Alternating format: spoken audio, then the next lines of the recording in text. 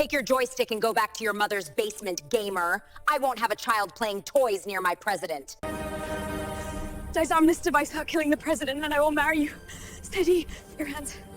The city of Washington, D.C. was sweltering under the weight of a summer heat wave and the crushing pressure of a high-stakes diplomatic visit. To the elite Secret Service detail, every shadow was a threat, and every outsider was a liability. Julian Frost, a genius in robotics, sat in the shadows of the tech van, his fingers dancing over a controller, unwanted and unwelcome. Elena Vance, the youngest head of detail in history, viewed Julian as a gamer who didn't belong in the world of real men and real bullets. She saw his screens and sensors as toys that detached him from the harsh reality of the field. Little did she know that the very streets she patrolled were about to become a cage, and the man she mocked would be her only hope. This is a story of a man whose courage was measured in millimeters, and a woman whose heart was shielded more heavily than the president. When the clock starts ticking and the steel is cold, who will stay to face the end? The morning sun glinted off the polished black hoods of the presidential motorcade, but inside the command trailer, the atmosphere was ice cold. Julian Frost adjusted his headset, his eyes scanning the thermal feeds from his Mark V disposal robot. He moved the joystick with a surgeon's precision, checking the drainage pipes along the route. For Julian, this wasn't a game. It was a symphony of mechanics and safety. Yet, to the boots-on-the-ground agents, he was just a tech nerd hiding behind a screen. He could feel the eyes of the tactical team on his back, heavy with silent judgment and professional elitism. Elena Vance stepped into the trailer, her silhouette sharp and intimidating in her tailored black suit. She didn't look at the monitors. She looked at Julian's hands on the controller with visible disgust. To her, the Secret Service was about blood, sweat, and physical presence, not remote-controlled gadgets. She had spent a decade climbing the ranks of the elite detail through sheer grit. Seeing a young man with a fresh face and a gaming rig in the middle of her security perimeter felt like an insult to her profession. She leaned over him, her shadow blotting out his primary screen. "We're moving the president in 10 minutes, Frost," Elena barked, her voice like a whip. Julian didn't flinch, his gaze remaining fixed on a suspicious heat signature near a manhole cover. He started to explain the anomaly, but Elena cut him off with a sharp wave of her hand.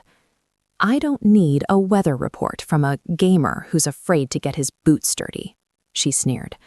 She told him to keep his toy out of the VIP zone, claiming his signal might interfere with their encrypted comms.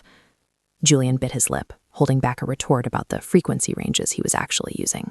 The tension in the cramped space was palpable as Julian tried to show her the schematics of the motorcade's path. He pointed out a blind spot in the physical sweep where a remote detonator could easily be hidden.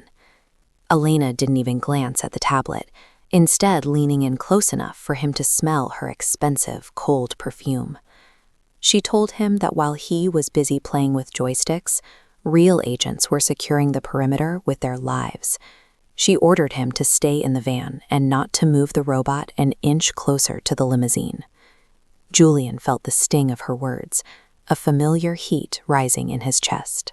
Despite her orders, Julian's gut told him something was wrong with the pressure readings on the South Street Bridge. He quietly navigated his robot toward the area, his movements fluid and ghost-like on the screen. He saw the way the elite agents moved, confident, aggressive, and perhaps a little too certain of their dominance. They were looking for gunmen in windows, not microscopic flaws in the asphalt. Julian's screen flickered, a burst of static suggesting someone was using a localized jammer. He tried to alert Elena via the comms, but she ignored his channel entirely, treating him like background noise. The motorcade began to roll, a majestic line of armored steel and flashing lights. Elena stood on the running board of the lead vehicle, her eyes scanning the crowds with predatory focus. She felt invincible in her world of protocols and firepower. Back in the van, Julian watched a sensor spike on his secondary monitor. a sudden, heavy displacement near the rear axle of the president's limo. He realized the sweep had missed a sophisticated pressure plate system integrated into the very road surface. His heart hammered against his ribs as he realized the gamer was the only one who saw the trap closing. "Vance, stop the car. There's a plate under the rear left tire," Julian shouted into the open channel, breaking protocol. The radio went silent for a second before Elena's voice came back, dripping with pure venom. She told him that if he interrupted the secure line one more time with his imaginary monsters, she would have him court-martialed before the sun set. She accused him of trying to feel important by creating drama where there was none. The motorcade reached the bridge, and Julian watched in horror as the heavy limousine slowed down for a planned turn. A muffled, metallic click echoed through the street, a sound only Julian's sensitive remote microphones caught. The limousine lurched, its suspension dipping unnaturally on the driver's side. The entire motorcade ground to a halt, the silence that followed more terrifying than an explosion. Elena hopped off the vehicle, her hand on her sidearm, looking around for a shooter. She looked down at the ground and saw the edge of a blackened steel plate beneath the tire, and her own foot was inches away from the trigger. She froze as the realization hit her. Julian was right, and they were all standing on a grave. The silence on the bridge was deafening, broken only by the distant wail of sirens and the frantic whispers of agents over the comms. Elena stood perfectly still, her heart hammering against her ribs like a trapped bird. She could feel the slight give of the asphalt beneath her left boot.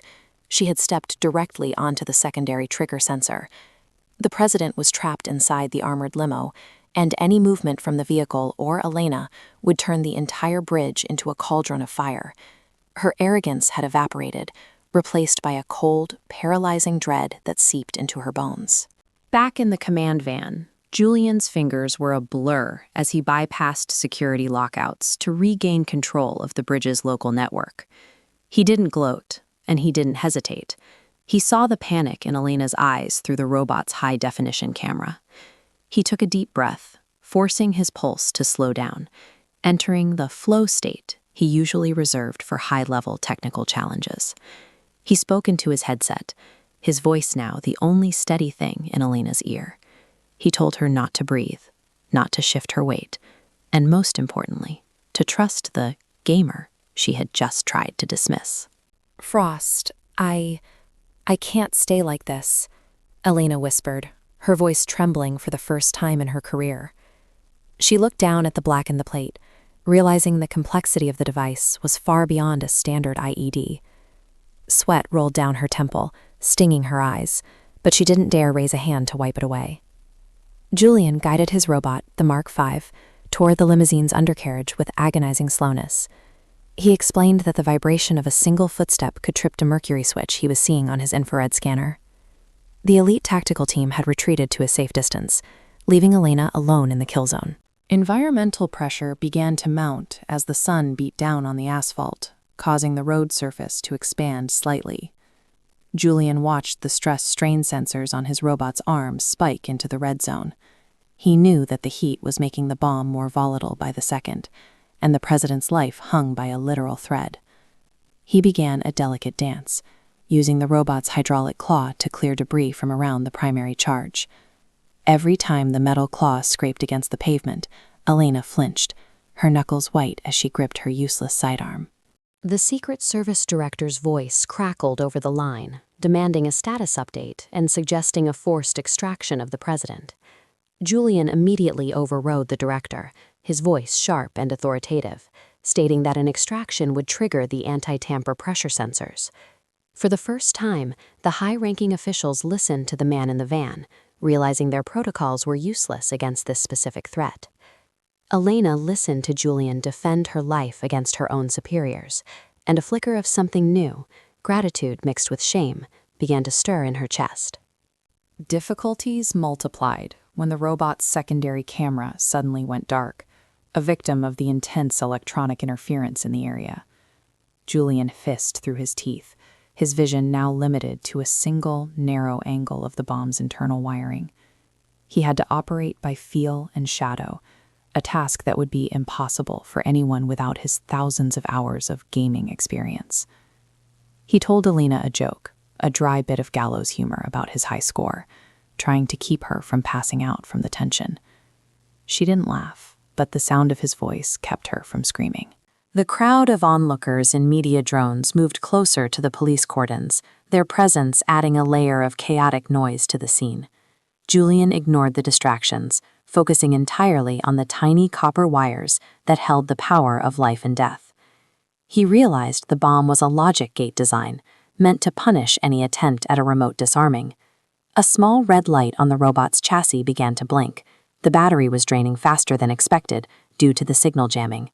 Julian knew he was running out of time to solve the puzzle from the safety of his van.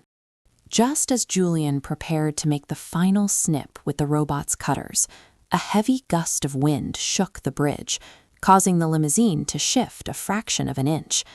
The pressure gauge on Julian's screen turned a violent flashing purple, and a high-pitched whine began to emit from the device beneath Elena's feet. He saw the terror peak in her eyes as she looked directly into the camera lens, pleading for a miracle he wasn't sure he could provide. The robot's arm locked up, the gears grinding, as the jamming signal reached a crescendo, leaving Julian blind and helpless. Can Julian find a way to reach her before the battery and her luck runs out? The high-pitched whine from the device grew into a steady, rhythmic pulse that vibrated through the soles of Elena's boots. She felt the weight of her own body becoming her worst enemy, every muscle fiber screaming from the strain of remaining motionless. Tears finally escaped her eyes, carving tracks through the dust and soot on her face, though her expression remained a mask of professional discipline. She looked at the paralyzed robot arm, realizing the high-tech shield she had mocked was now just a useless hunk of metal between her and the end. The president's voice came through her earpiece, calm but final, giving his last instructions to his family, a sound that broke what was left of her composure.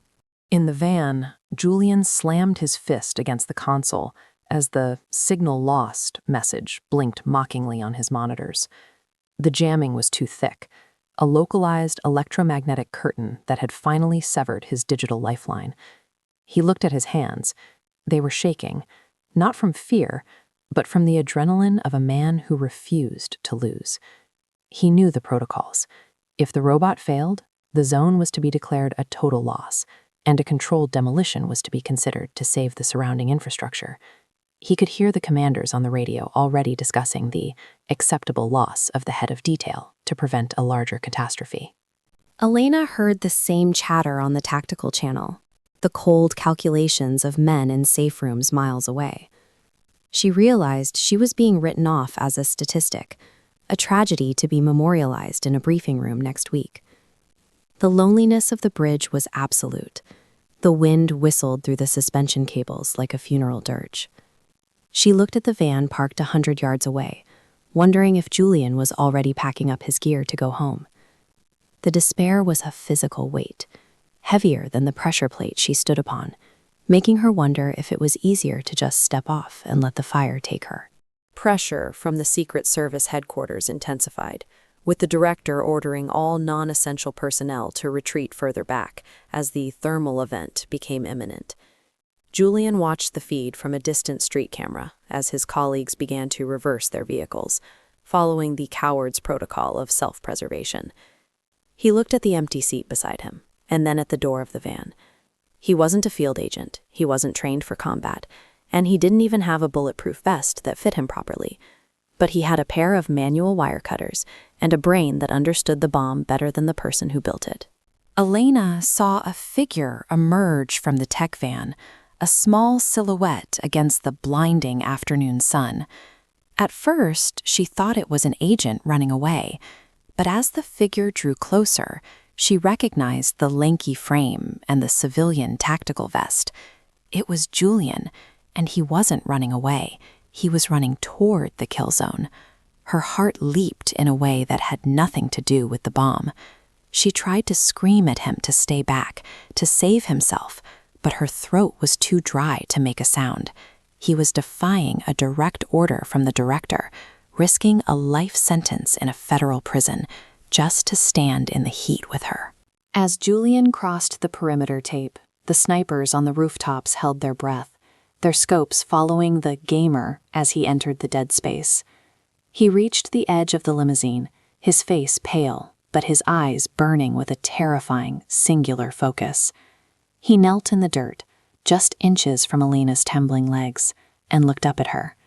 There was no arrogance in his gaze, no "I told you so," only a quiet, steadying presence that seemed to push back the shadows of her despair.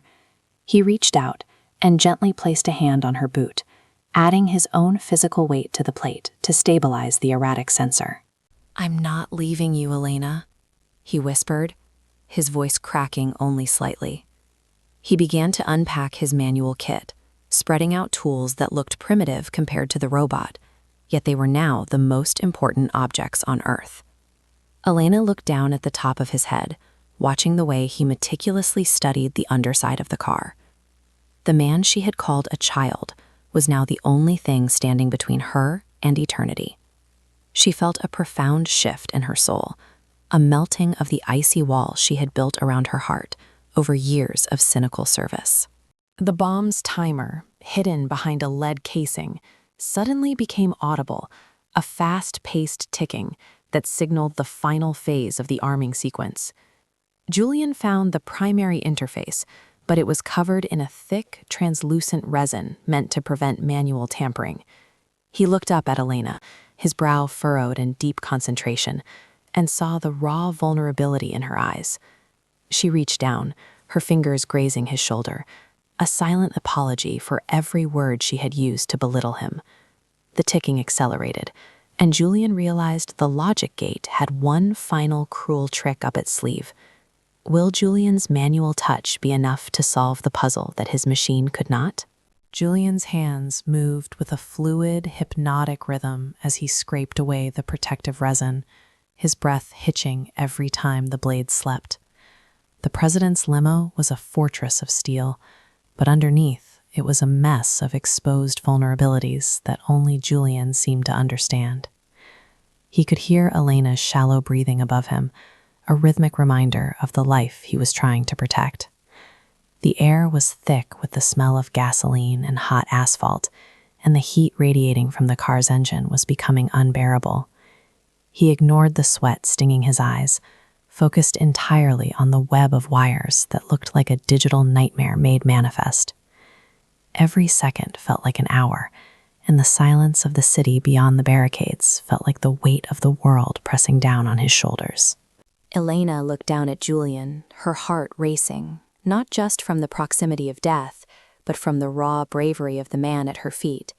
She had spent her life surrounded by tough men who bragged about their combat tours, but none had ever shown the quiet, selfless courage Julian was displaying now. He was in the blast radius by choice, unprotected and exposed, while the real agents watched from behind armored glass.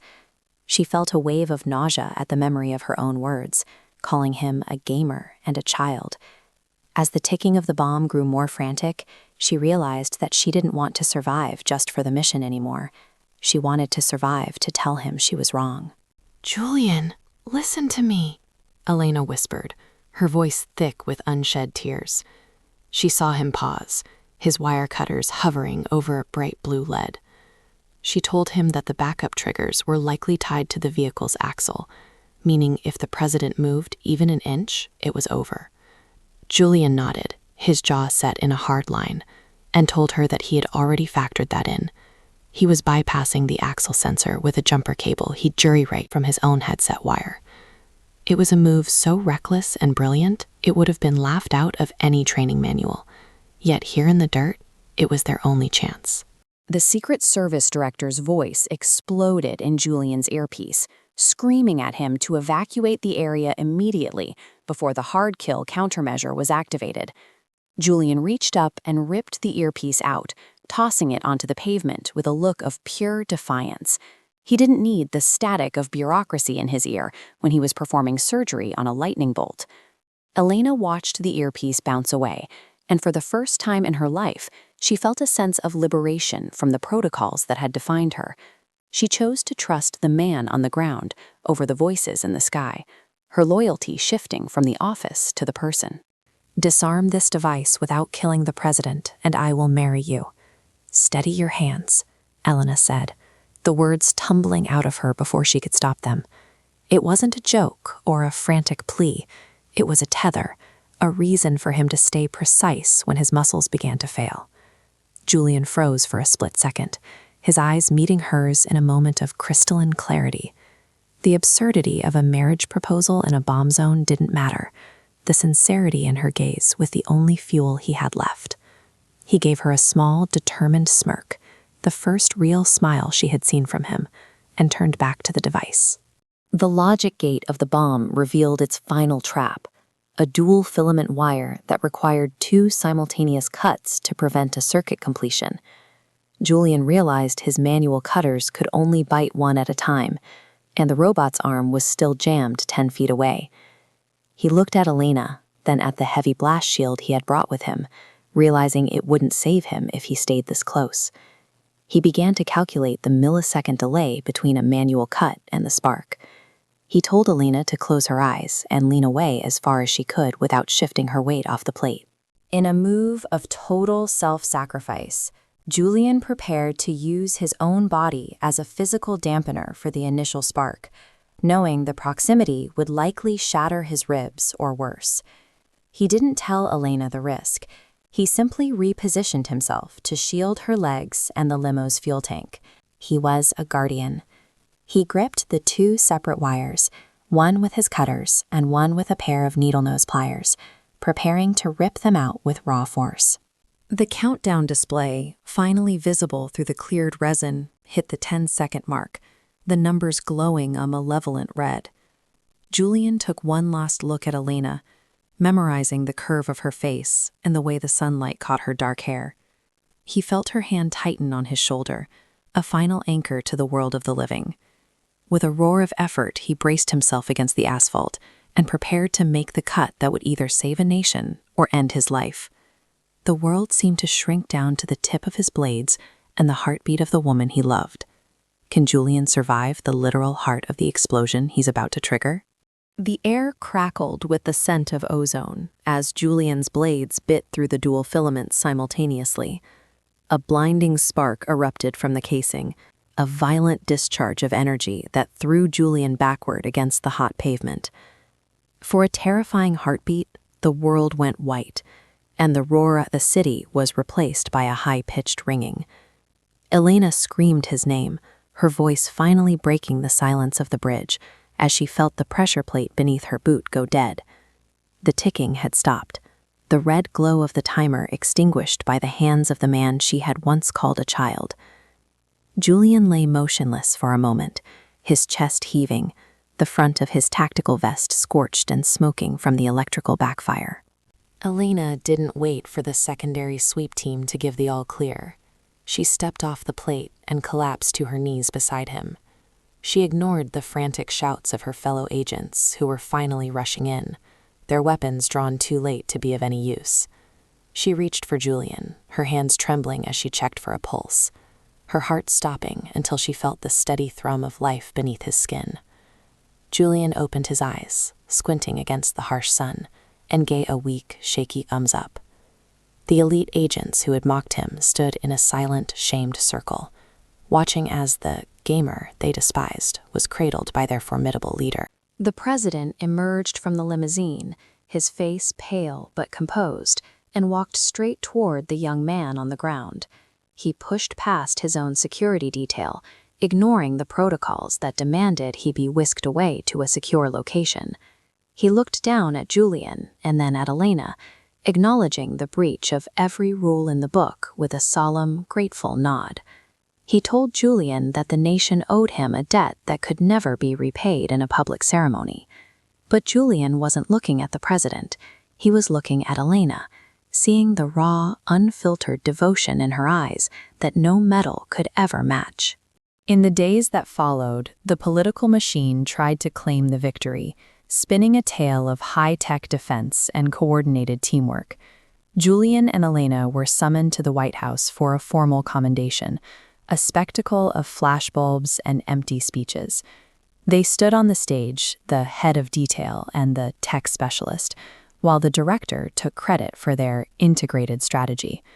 Julian felt the weight of the cameras on him, a crushing pressure that felt more dangerous than the bomb on the bridge.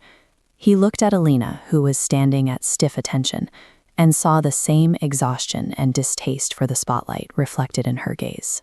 As soon as the ceremony ended, Elena stripped off her service badge and handed it to the director without a single word of explanation. She walked out of the West Wing, her heels clicking a rhythmic defiance against the marble floors, and didn't look back once. Julian followed her, leaving his specialized equipment and his government contracts on the table in the briefing room. They had faced the end together in the dirt of a DC bridge, and the world of politics felt small and hollow in comparison. They climbed into Julian's personal car, a modest vehicle that didn't have a single siren or armored plate, and drove away from the Capitol. The extreme challenge was a promise Elena intended to keep, far from the eyes of the media and the constraints of her former life. They traveled to a small coastal town in Maine, where the only sound was the crashing of the waves against the jagged rocks. There were no motorcades here, no jammers, and no one to judge a man by the tools he used to save lives. Elena traded her tailored suits for soft sweaters, and the hardness in her eyes was replaced by a light that only Julian could trigger. She realized that the gamer had a heart more tactical and brave than any soldier she had ever led. The wedding was a private affair held on a sun-drenched cliffside, with only the local lighthouse keeper as a witness. Julian wore a simple suit, his hands steady as he placed a ring on the finger of the woman who had once stood on a grave for him. There were no grand speeches about duty or country, only a quiet vow between two people who had seen the worst of the world and chosen each other. As the sun dipped below the horizon, Elena leaned into him, her head resting on his shoulder. She whispered that he was the only man she would ever trust to hold her life and her heart in his hands. They sat together on the porch of their small cottage, watching the stars emerge over the Atlantic, the chaos of Washington 1,000 miles away. Julian pulled out a small handheld console, the screen glowing softly in the dark as he started a simple puzzle game. Elena didn't roll her eyes or make a snide comment about toys. Instead, she sat beside him and asked him to teach her how to play. The gamer and the bodyguard were gone, replaced by a husband and a wife who had found their own version of peace. Their dignity wasn't found in a title or a medal, but in the quiet, unbreakable bond of a promise kept.